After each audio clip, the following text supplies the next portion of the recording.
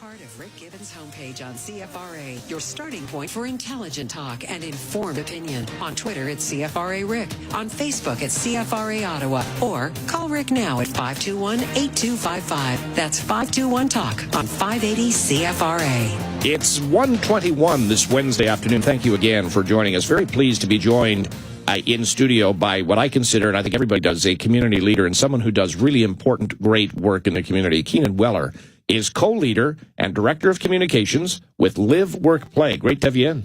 Thanks. Great to be back. Haven't had you on for a little while.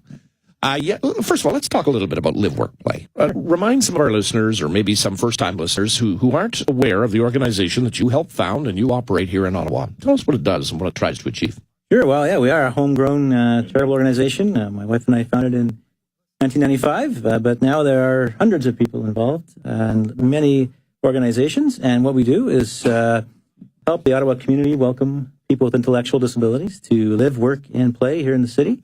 And that includes homes of their own, jobs, and doing fun things like the rest of us like to do. And you mentioned before we went on the air that you do all of that. You help so many people with a budget that's about, one-fifth the cost of not building a bridge in Ottawa? Yes, currently about a $1 million annualized budget, and about 60% of that's from government, and the rest is from donations and fundraising. It's about breaking down barriers for people with disabilities and making sure that they have the opportunity to be fully engaged as citizens in this community by working. That's exactly right. And also in terms of where they live and how they spend their time. And you've hit it, the philosophy exactly right, which is having a life like the rest of us, or the opportunities at least that the rest of us have. Yesterday was International Day of Persons with Disabilities. And I want to talk a little bit about that within a Canadian context, because according to the United Nations, more than 1 billion people in the world, or about 15% of the world's population, live with some kind of disability. Give us, maybe localize that a bit. What percentage of citizens in Ottawa? Yeah, it's and it's about the same worldwide, and so I believe the figure for Ottawa is 16%, and that's about 130,000 people. Do we do a good job as a city in making sure that we can accommodate and assist people with disabilities in achieving these very laudable goals of becoming full citizens? I think there's been a lot of progress. One of the common misunderstandings is thinking that disability is mostly about mobility issues. It's actually less than 10% of people with disabilities that have a mobility issue. And we're not perfect in that either, except what it really means is we need to do a lot of work in thinking about other types of disabilities, such as learning disabilities, intellectual disabilities, mental health issues. Those require a whole different approach to accommodation that's not physical in structure.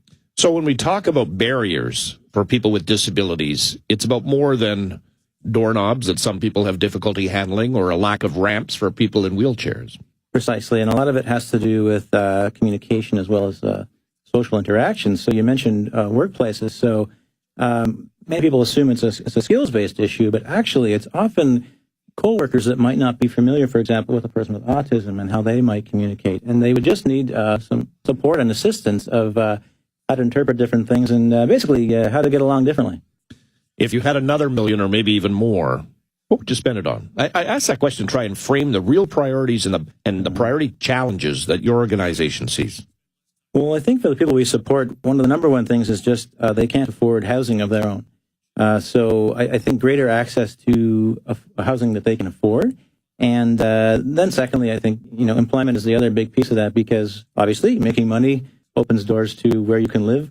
But it also changes the rest of your life, because now you have increased personal, professional networks, and it just tends to make the rest of your life enjoyable. I think a big part of LiveWorkPlay's successes has been helping educate the community to a much better degree about the challenges people with disabilities face, and maybe employers specifically. Great opportunities out there for people. It's an untapped resource, isn't it? It's an opportunity, really, for some employers to look and say, are there people here that I could be employing? Because they've proven time and time again to be very valued employees. Well, I think that's an important message. It's maybe taking the conversation a bit away from, disability as deficit and looking at possibilities and opportunities. So you have a group of people that really, really want to work. We have the data that shows they actually tend to be harder working and more loyal than the population in general.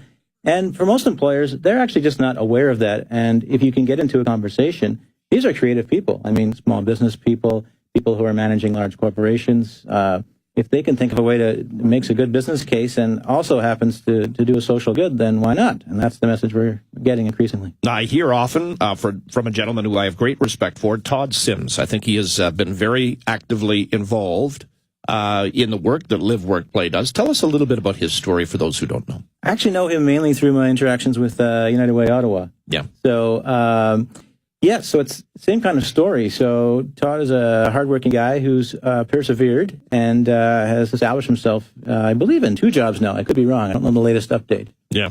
But it's very interesting to hear from him, but also to hear from his employer, because the employer has been so positive in his reviews of the kind of work that people like Todd can do in terms of their dependability, reliability as employers. All right, let's talk about the big dinner you've got coming up. Well, I'm glad you mentioned Todd, because we have a new story coming out, which is about a gentleman named Matt. And we're going to actually have a video release party for a video that explains what's happened to him with his employer, Imperial Coffee, here in Ottawa. So that's going to be one piece of it. It's kind of an employment theme for the night. We are also recognizing a grant from the Ontario Trillium Foundation that will help us expand those connections with local business. And then last but not least, for sure, we are recognizing the life of Rob Moore, who died tragically in the Ottawa bus train crash. And there will be about 30 of his friends, family, and coworkers from IBM on hand for that. Now, I did not know this before, but Rob was involved with LiveWorkPlay. Yes, indeed. And he was one of those folks that he was done with us because he had everything he wanted. He had a job, a home, and people that he liked, and he loved his senators, and he had things to do. And so he said goodbye to us probably, more than 6 years ago, and was living the life. And so we actually, the award in his honor, it's actually called the Good Life Award. No, that's a wonderful tribute to him, for sure. Can others attend this, or is it a sold-out event? Give us an idea. Yes, we have sold out for this year, but we have similar events. And actually, his award will be given out for the first time in June at one of our events. Keenan, we're out of time.